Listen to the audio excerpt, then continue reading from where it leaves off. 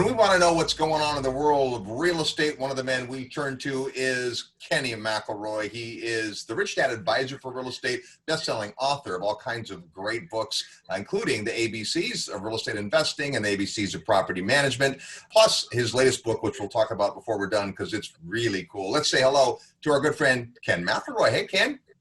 Hey guys, how are you? Great to see you guys. Well, it's great to see you, and I'm guessing you're not in Arizona. You're probably Idaho? Hey, listen, if you're going to be in a pandemic, this is a spot. I guess so. And, last time we talked, actually, we had you on the radio program kind of before this whole thing broke out. We didn't have masks. We weren't distancing. And then all of a sudden, the world changed. And here we are. So we wanted to pick your brain, Kenny. We've talked to a lot of big picture people so far. We've looked at the insiders' views. We've talked to various asset class experts like Brian London in gold, Art Berman in oil, and now real estate. And there's a couple of angles, but I think let's talk first of all about the operations of real estate. That's really your background, is property management. A lot of concerns over people not paying their rent, and of course holidays on evictions, and then forbearance. So maybe just your take on where things are from an operational point of view when it comes to rental real estate. Sure. Well, the truth is, guys, this is part of management. This is exactly, you're supposed to be prepared for this time. Management is really easy when tenants are coming in and rents are going up. This is when, all the management techniques and all the things that we've talked about for years kind of get exposed. Everything gets exposed right now based on what they did or whoever did it during the run up. So, I've been in property management for 30 years. We own our own firm. We've got about 250 folks in it. We manage our own properties. We have self-storage, office, land development, apartments. So we right now have about 8,000 tenants. So when all this happened in March, it hit us pretty hard. We have multiple properties in multiple states with, and we had to shut down. We had, it was interesting for us. We have properties in Oklahoma, properties in Texas, properties in Nevada, properties in Arizona. And so every state and every state was a little bit different. And you just got to adjust. But honestly, we've been through it before. I've been through it before, not a, of course, pandemic, not a virus, but massive downturns in the economy, obviously 08 being the last one. So, and residents losing their jobs and people losing their homes and all that stuff. So for me, this already happened. It's just a little bit different. Yeah, and that's really why we wanted to pick your brain about it, because it is an ongoing part of management and really holding and owning real estate. There's going to be good times, there's going to be tough times, and you have to be able to hold the course, which presupposes that you got in right? Like there's kind of the type of owner who is well positioned to withstand a downturn. They don't want to withstand a downturn. They don't like a downturn, but they're positioned. They're not overly leveraged. They didn't underwrite, to the edge. Right? They had some cushion. And then there's the folks that didn't do that and may be having problems. And that'll lead to maybe part of our discussion later, which is what happens on the backside of this. But what are you seeing in your kind of B class and maybe some C class? What have you been seeing in terms of just working with tenants and delinquencies and trying to be empathetic and yet at the same time needing to make the mortgage payment? Yeah, well, all really good questions. So we don't really have any C's anymore. It's mostly B's and A's. As you know, we've been building a lot. So here's what we found. We found, we have a lot of different kinds of properties. Our senior properties, as you would imagine, 100%, collected. They were already kind of unplugged from, all the paychecks and things like that. So any of our senior projects were 100% full, 100% collected. And then we started to see cracks in some of the areas, largely around wherever we bought. So if you bought something that was maybe around a tourism area, then obviously you're going to have a little more of an impact than something that's more maybe around healthcare. And so it just kind of depended on where the market and where the properties were. But generally, we broke our tenants into three buckets. The bucket one was the ones that paid, and that was, roughly 80% of 8,000 people. And then, bucket two are the people that came and said, hey, we've got some issues. We're not sure if we're going to be able to pay. And then we implemented what's called the PTP program, or a promise to pay, and we put them on a separate agreement, and we worked with them. And that was a lot of folks. That was about, 15%. This is company-wide, not property specific. So, and then we had the people that read the news and said, oh, I don't have to pay. And, and didn't communicate at all. And so that, luckily for us, was a pretty small percentage. And so as a company, we were dealing with just several hundred folks. Now it sounds like a lot, it is, but when you're talking about 5 or 10 per project, it was pretty manageable. And then those were the ones that we were the most concerned with and the most exposed with. And the ones that communicated with us, obviously, the last thing that's we wanted was to boot anybody out. That's not at all, because these are all good people. We screened them well in the beginning. We know who they are. We know where they work. We know a lot about them, and we don't want to ruin their credit. They don't want to ruin their credit, and we want to work with them. And that's what we've been doing. Yeah, great stuff. Now let's talk about the other side, which of course is the fact that there were people who were in escrow to buy. There were people looking for properties, and now there's kind of this big change.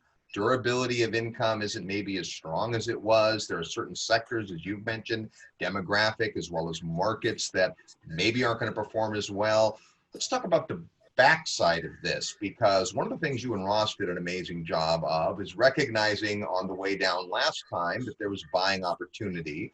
And as you shared with us at our last Secrets of Successful Syndication event, that was a longer time period than people remember. I mean, the buying spree, if you will, lasted a few years. So there was time. Now we've got all these people saying, all right, well, there's going to be bargains. We've been talking about this back and forth. We're ready for that. But let's talk about that side. What do you think we're going to see when we come out of the pandemic as far as opportunity goes? Well, a couple things. I want to back up. As you know, in 2018, 2019, Ross and I stopped buying. Right. And so the fundamentals with a lot of folks didn't make sense. And now I'm not saying that there weren't deals, but we just said, listen, our returns are less. They kind of pumped it up in 16, 17, 18 with lower interest rates and made, kind of tried to, keep things going. But then, then it was tough. Then you had lots of people bidding on projects and the prices were high and the cap rates were low and all that stuff. So for us, we were already peaking. I was actually wondering, when's this going to stop? How high can it really go? Rents are going like this. Occupancies are super high. And, rent, people are just making money without really a lot of financial intelligence, in my opinion. So we were already unplugged, and we sold about $250 million worth of stuff in 2019 at a low 4 cap. And we did that to take some chips off the table and be liquid. And so that was part of our strategy. We obviously could have never predicted this. It's horrible what's happening, obviously. And but we knew at some point, the music stops, just like it did in the past, downturn. So now, I think what happens is people, they think, it takes a while to blow that balloon up, and it takes a while for it to go down. So nobody's going to walk away from a home, period. They're just not. They're going to stay in it as long as they can, and they're going to have hope that they get, the employer that they're with is going to go back, open back up, or they're going to continue government money or whatever it is. But they're going to stay in that home as long as they can. And they're going to, fight tooth and nail and so these things all have lag. They have a lot of lag. And so the unwinding, I honestly don't even think we've seen anything. I mean, not even in maybe the first or the second inning. Such a good point. And I think as it goes along, people are recognizing that, right? Obviously, on the virus front, it's like, well, we're going to open back up. And then, well, that wasn't such a good idea. And we've seen changes in different states and different countries about how they've handled that. We're really talking here about what the economic repercussions are and flattening the economic curve, if you will. So part of the whole issue is deciding when it's time. You talk a lot about not wanting to catch a falling knife. And if you can be patient, there are going to be opportunities. But how do you make sure that one, you're in position, and two, you don't buy something just because it seems like everything's on sale? Right. Well, I think you gotta pay attention, and you guys are really good about this, but you gotta look. I know Russ is, super analytical, and this is the time to be analytical on the migration patterns, on the listings that are getting poured into a certain market or a sub-market. You know what I mean? Like if you look at Zillow in the last 60 days, the listings have been down by almost 30%. So that's why, when the listings, or when the inventory is low, prices go up, period. That's just the way it is. And so, but now a lot of people, like I think it's close to 5 million people have, moved into this forbearance, under the CARES program. And so their 180 days ends up in September. And then I think they can kick it down the road for another 180 days, which puts them into March of next year. Well, if they get past the first 180 and they can prove hardship, they may, and we don't always know, of course, what's going to happen with the CARES Act, whether they're going to roll out more PPP, whether they're going to roll out more unemployment insurance, and whether they're going to roll out, more of these forbearance things. But that's a big deal, because that is right now, it's close to 5 million people that are having trouble with their mortgages. And so that's an inventory issue. Now, obviously, a lot of those people will keep their homes, and there'll be all kinds of things that happen. But there's a percentage, I don't know what it's going to be, somewhere between 0 and 5 million. Yeah. That's going to hit the market. It's going to hit all these individual markets. And then don't forget about, I think the New York Times had an article this week about, pending evictions. So I know in Arizona, which is where I'm from, we have almost 500,000 people that are in trouble.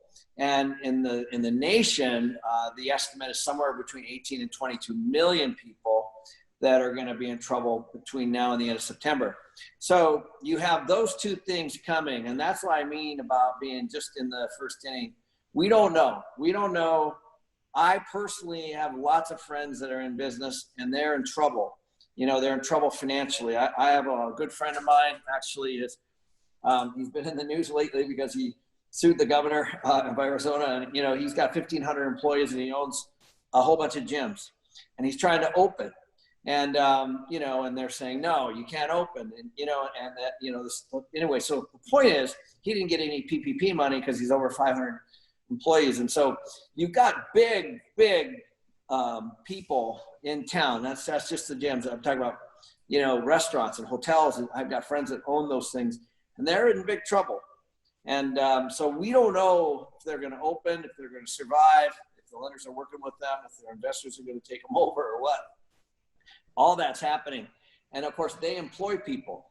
So it's just really too early, but the signs are not good because of, the sheer numbers are kind of scary, You talk about a guy like that with 1,500 employees. Those are 1,500 tenants of somebody who no longer have paychecks. There's been the increase in unemployment, temporary. There's been the measures that, the smaller employers have had. But at some point, a lot of news right now because the moratorium on evictions may be coming to an end. And to your point, just like with forbearance, that may get kicked down the road. But at some point, there was this license not to pay, right? If there's not going to be an eviction, well, I might pay my rent, I might not.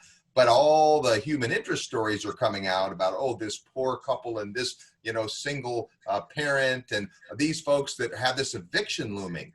Well, if you didn't pay, that's going to be looming. And yet it's almost like it's been backed up, and all of a sudden the plug's going to come loose, and then it's going to be ugly just going through. You don't deal with a whole lot of evictions, but imagine you have to put pause on all your evictions for 5 or 10 months, and now everything comes to the pipeline. That's going to wreak some havoc.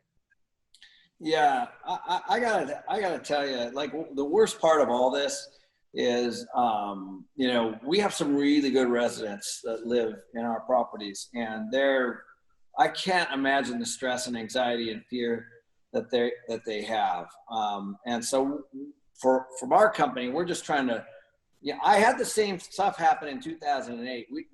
We had a whole, what was called a life interruption plan. We had banners made and then we put them out on our entrances of our property, and people would come in and we sat down with them, we worked with them. So it's possible to sit down with people, and be civil and just unwind stuff and figure it out together. And that's, so far we've been pretty encouraged with that as ourselves, but a lot of people aren't approaching it that way, both on the landlord and on the tenant side. Now, Ken, last time around, 2008, 2009, I distinctly remember having a conversation with you about strategically picking markets in the new world, when it's not maybe the new normal we have now, but you were very strategic. You guys picked properties that were, in that B class, but also geographically near jobs that couldn't be moved. And so you're in a handful of states. Has that changed, or do you think there's different opportunity with what we're seeing? Because when we come out of this and it finally is time to put our foot on the gas pedal, maybe it's a different world. Well, it already is. By the way, what a great question. I think that, like all this is bad, but it is part of owning things, and it is part of the buying cycle, and everything can't go up. As you know, we've got the different phases from recession to recovery, to expansion and hyper expansion, so this is part of it. And what's interesting to me is and I haven't seen any statistics yet in 2020, but the migration patterns of the population have been very interesting to watch. So if you look at New York City, for example, obviously, that place is just in trouble, from a police protection standpoint, from a COVID standpoint, from a housing listing standpoint, from a reduction in pricing standpoint, to an employment standpoint, that one is going to get, hit pretty good. And the listings in New York City are down 57%. So, so you start to see that, people exiting, and they're going other places. They're going to Florida. People in Seattle. I'm up in the Northwest right now. They're coming to smaller towns, and they're looking at, leaving their $1 or $2 million home, or even $500,000 home, and they're coming to a place like this where you can buy something for $200, and you have a yard and a little bit of space, and because of the mobility that people have now, and the flexibility on where they can work from. So that's been a big deal. My next door neighbor, actually, he just bought next door. I was talking to him the other day. I'm like, this is actually kind of funny. So I'm like, hey, he's like, oh, what do you do? I go, I'm real estate and blah, blah, blah. And I'm like, what do you do? He's like, well, I sold Siri to Apple. I'm like, oh, I've heard of that. Oh, okay. And so anyway, and then he started another company and sold to Samsung. And, he moved from San Jose to here for, because he wanted to get out of, obviously he exited too, but he wanted to get out of California, as are people in the market. My next door on the other side is from San Francisco, same story, similar. So, people are migrating to different areas where they can work remotely. He's still working, he's sold, he's still running his business from here. He gets on a flight out of Spokane and, flies where he needs to fly, and his family's, they're outside. And so I think that's happening. I'm seeing it happen. These small little towns are starting to see some movement. It's interesting because so many times we think of multifamily, especially, you locate near employment centers. Those folks that are your tenants primarily go to work for somebody else. They usually aren't entrepreneurs, although some are. They certainly aren't retired, although in some of your senior living complexes, yes. But for the most part, they're working people. And yet there is definitely this pattern of people saying, we want to get out of Dodge. We want to move a little further out of town. We want to be where the air is fresh and there's not, so much clumping together of people all the time. And so that might be opportunity. Now, of course, people are going to drive more perhaps because of this, but if you're done, if you're retired, if you're exiting, you can move almost anywhere. But these tenants are still dependent on employment centers to a good degree. They are. It's interesting though. We haven't quite seen it all yet. Twitter came out and said, you never have to come back to work, their whole workforce. And so, you got to wonder. Did they do that on a tweet? No, just kidding. Yeah, they did. But I think about that. I was like, wow, and Google's considering it. And, these companies are considering maybe we can manage this from home. I've talked to a ton of entrepreneurs that are like, I got 150 or 200 people at home and I've had to figure it out how to run my business from home. I talked to Ross today, my partner, as you know, we're putting offers on 3 land deals this week, all from home. And, and you can do it, it's just different, before it's just breaking old patterns. So you can still work, you can still get productive for the most part, unless you service business, which of course is also at home right now in a lot of areas.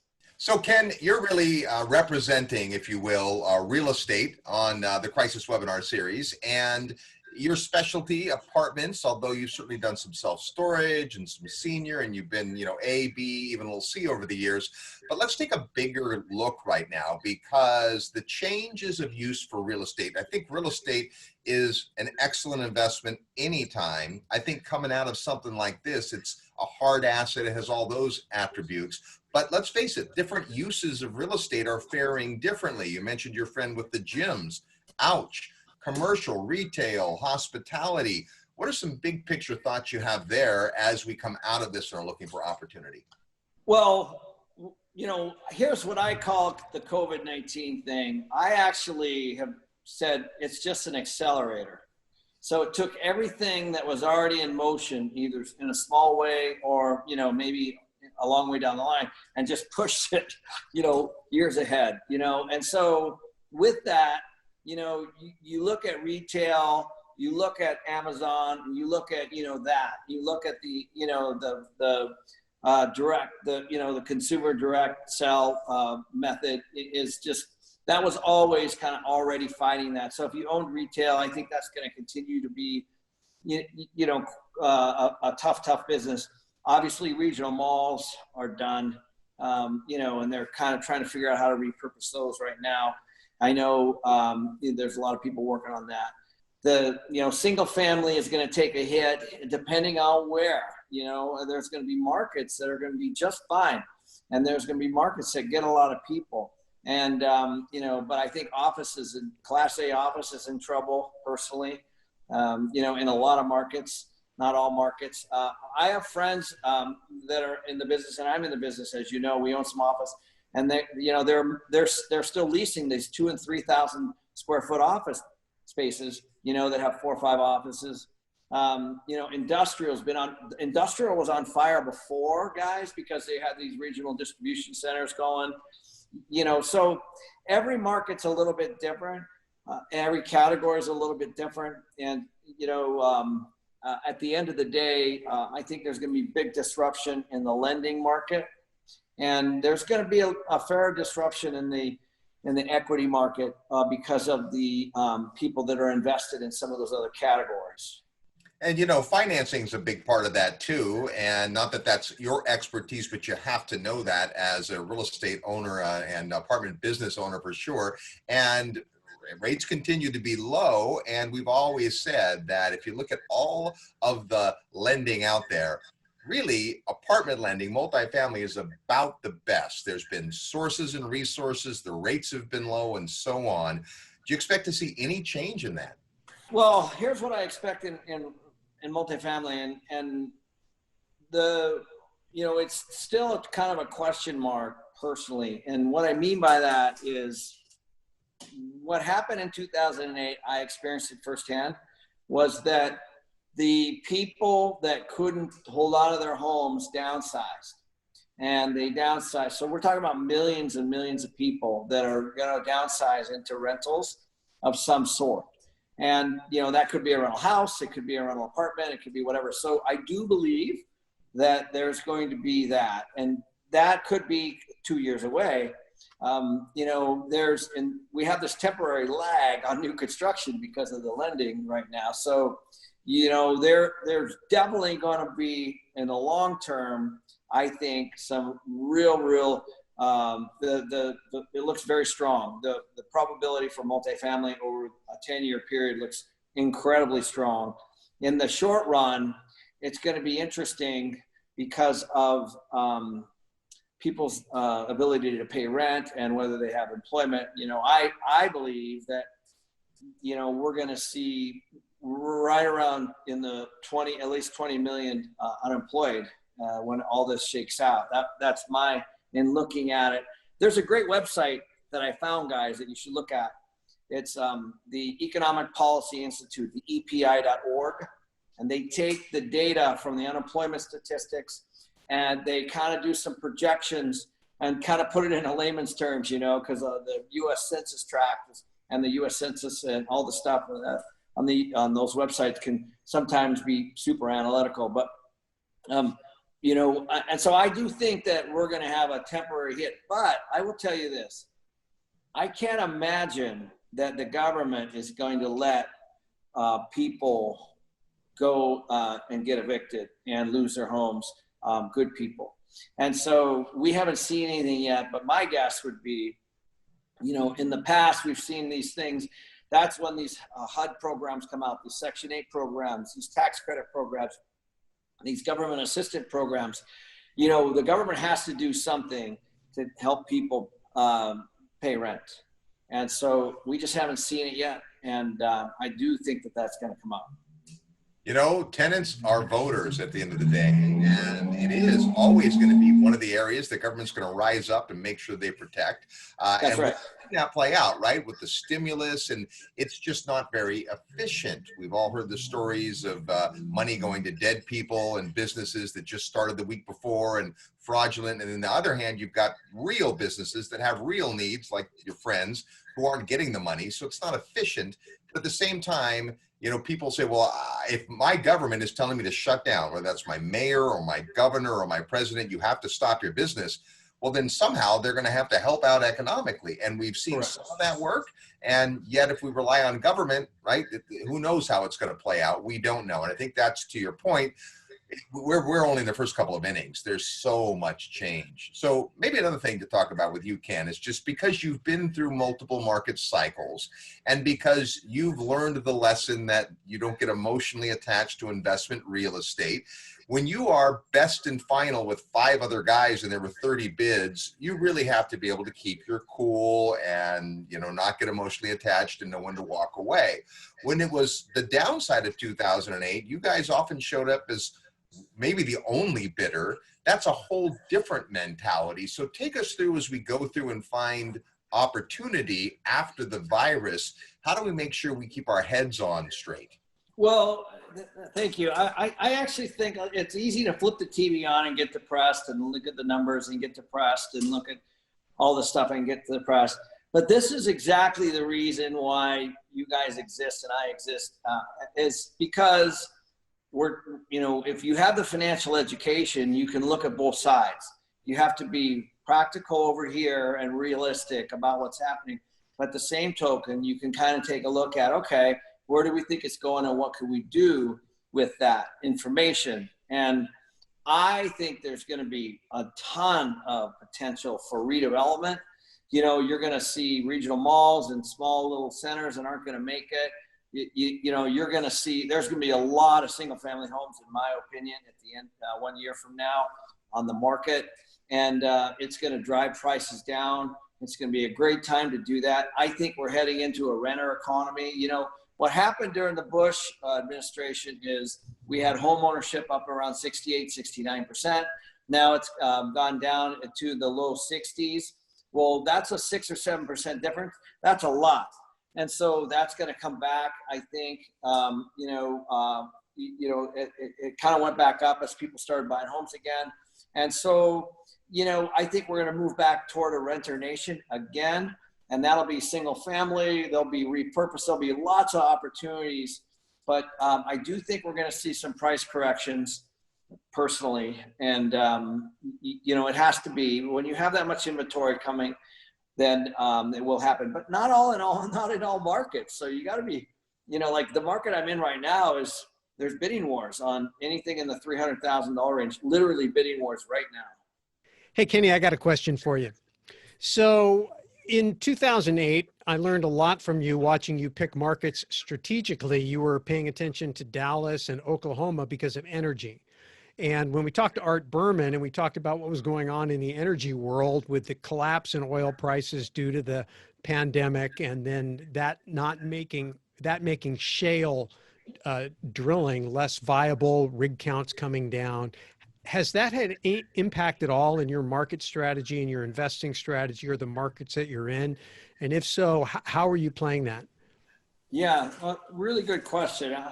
Well, one of the cool parts, Russ, is that, obviously, now we have all this data in our own properties, the stuff that we've bought and the stuff that we're building and the stuff that we own. And so we're kind of seeing, because we have, we've had 10,000 of tenants, working in different places, and you can kind of get your pulse on things. I think generally, you're going to see a pretty good, I think the economy is going to be really stable around government workers. I think it's going to be really stable around healthcare and probably tech, the right tech for sure. Any of the senior markets, we're very, very, very bullish on because of, what we just saw. They don't move. They like to, hunker down and stay, and they're kind of on this, fixed income for largely, or they have a nice savings. So those are some of the strategies that Ross and I have already talked about moving forward. So would you consider the energy markets that are on the decline, or markets that are going to go through a temporary dip, and at some point, because energy is essential and I don't know that there's really a viable alternative out there, might they come back, and would that lag be an opportunity, or do you think that that's too dangerous of a way to play it right now? It's definitely something to consider. One of the things that scared me over the years is first was up in North Dakota watching that oil boom and bust, and then down in Midland, Texas, watching that oil boom and bust, and then watching the shale, the boom and bust. And so the truth is it's super confusing. The technologies, the environmental piece. I hear all kinds of numbers around, it costs $40 just to pull it out of the ground, and I don't know if it's 40 or 20 or 30 or 50 or 60 or, and I also think largely that, like gold or like the stock market, I don't understand it completely. I don't understand why oil could be 90 and then, 20, but with that being said, I think energy is here to stay long term. Of course, anything that's speculative, I probably personally would just stay away from, and and would hunker down more on something that was more established, maybe long term. All right, so that's good. So last question has to do with something that could be a little bit of an outlier. I'm not sure. So we go through this pandemic, we go through a shortage of masks and medicines, and we realize, oh my gosh, America is very dependent upon China for manufacturing. We need to get manufacturing back in the States. Of course, this was something President Trump was trying to do from the very beginning. Remains to be seen whether or not he's going to get a second term and what life would look like under a different administration. I don't know if you want to comment on that, but that's not the question. The question is, do you think that there might be a viable movement to bring manufacturing back? And if that were to happen, are there markets that you're looking at or dynamics that you're considering that you might make a market that people aren't paying any attention to right now at all? Also, it's like, hey, that'd be a great place to put a manufacturing plant because there's gobs of real estate, good, infrastructure that hasn't been used in ages because we haven't made anything. Maybe something along the Mississippi River or some major hub up in the Northeast. I don't know. Have you looked at any of that? We haven't yet, but it's honestly, it is on our radar. And I will tell you, I think we realized that, we've outsourced all our pharmaceuticals and a lot of our medical stuff out of the country. I would be not surprised to see our NAFTA agreements kind of spark up. So if I was to look, it would probably be along the borders, maybe, and because at the end of the day, Russ, I mean, what you have is a labor issue. The labor issue kind of drives the pricing, which is why Apple does all their iPads. I think it's Shenzhen, China, and probably more than there. But the reason you can buy an iPad for, whatever it is because of that. It's because of the labor costs, like it or not, and here the labor is so much higher. So I think that if we can start to see some manufacturing in, there's a little town in Texas, I think it's called McCall, just below Dallas. I've been kind of keeping my eye on as an example. It's in Texas, but it's on the border. And, and so you're starting to see some trade, I think hopefully we'll start to see some trade between Canada and Mexico and the United States for that. And I would imagine that the lower labor costs would be in Mexico, but absolutely along Texas and Arizona. And I think that is something that definitely, hopefully, could and would happen. It would certainly help our economy. God forbid we go through something like this again. Yeah, it's really interesting because after we watched you work out 2008 and we understood the strategy of markets by the economic activity and jobs that couldn't be outsourced, we took your energy lesson and we applied it to distribution. We thought, how do you put a distribution center in someplace else? Wherever, if there's people here and products are coming in. So we looked at Dallas as a great distribution market, Memphis, Atlanta, and that was, 2008, 2009. Those all turned out to be great markets. And I think that there's probably still going to be some good opportunities in distribution too. So any well, there thoughts are. on? I mean, Memphis is where FedEx started. Fred Smith, when he created, I think it was his thesis in college, and the guy said, "Oh, that'll never work." He got a C. He got a C on it too, Kenny. By the way, which you'll appreciate. So that's perfect. So anyway, yes, you're right. I think distribution, manufacturing. I really, really, really, really hope that we start to see that. Those do take time, and they do take some lag. We're seeing supply chain issues, as you know. So you can't find a lot of things right now as everyone, has been home. And a lot of that is because of these, we haven't seen a lot of news on this, but the supply chains have been massively disrupted. Yeah. And so it would be nice to not have that. And I think we learned a lot of good lessons here. At least I hope so. Well, it's going to be something to watch going forward. The tensions with China continue to edge up over this whole crisis. And if we end up really decreasing our trade with them, there's a whole bunch of stuff they're making that we're going to have to find out how to get or have made someplace else. And maybe some of that will come home. We'll see.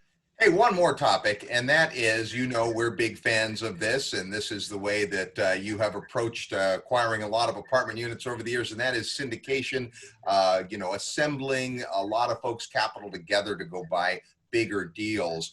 What's your outlook there? Is this a time to get into syndication? Is this the time to stay away from it? What do you think about real estate when it comes to the future and is syndication the way to go?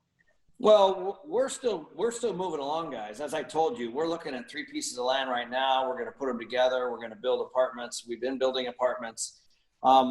Each one of our raises is 15 to 20 million bucks for just the equity. I think a lot of it depends on how damaged people were and where they were and how, if they had a lot of money in the market. I actually have investors that got really hurt in the stock market, as an example. They have money around, their businesses are, shut down. Like my friend, they were doing very well before and now they're not. And so, they're hunkering down, just trying to survive. So you have that. But on the other side, ironically, I actually even have other friends that are just killing it. There are industries that are really doing really, really well right now. And there's industries that are really not doing very well. So I think it's going to depend.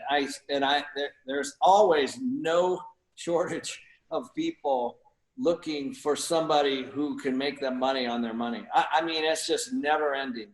And you know, I belong to a country club up here, and there's about 300 guys, and I swear it's almost as if, you know, the world's not even falling apart, you know, and they're up there, you know, playing poker, and, you know, and their companies are rolling, and they're, you know, and I'm sure they've taken some hits here and there, but they're always, you know, that's just one small little piece of the world. But the truth is, there's a lot of folks, always, they pull all their money out of the market and they're looking to keep it going, you know, because they're afraid of inflation, which I'm afraid of too, with all this, you know, easing and all this federal money being thrown at everybody. It has to show up somewhere. By the way, it's already showing up in property taxes, if you haven't noticed.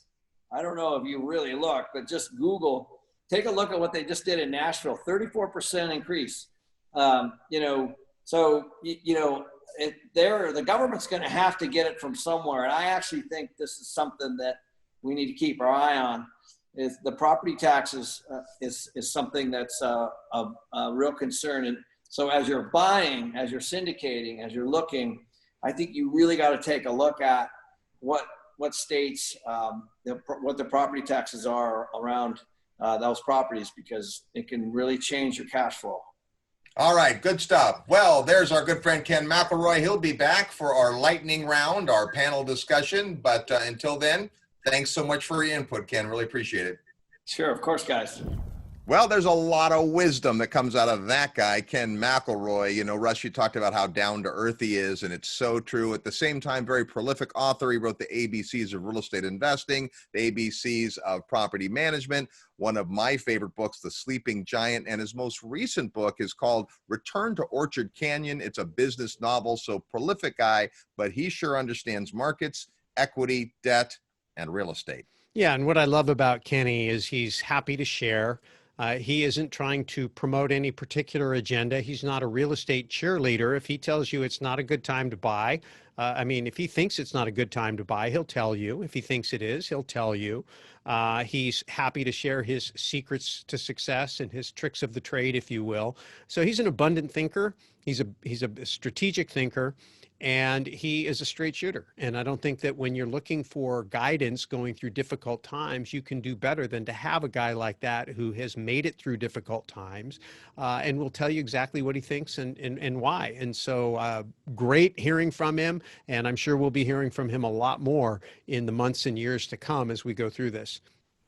He's a great friend, an amazing man. He was introduced to us over a decade ago by our next guest, who is the best-selling financial author in the world. When we come back, Robert Kiyosaki.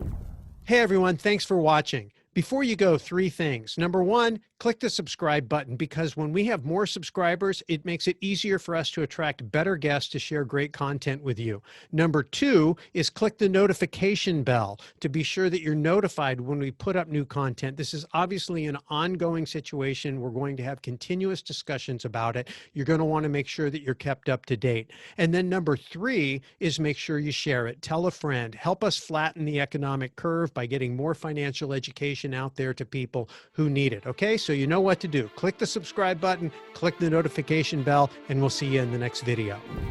Systems break, and suddenly your family, friends, and neighbors are distracted with Wall Street stock indexes and Washington political pandering. Many are unaware and unprepared. Like COVID-19, ignorance of looming financial perils is also a disease, and the system is fragile. But you can help. Financial education is the vaccine. Share this free video series while there's still time. Alert people to these serious issues. If things turn quickly, the financial support system could be overwhelmed to the point of collapse. Help flatten the curve and reduce the impact on the financial system. Wake up more people to prepare. You have nothing to lose and a lot to gain. Share this video directly or invite people to visit crisisinvestingseries.com.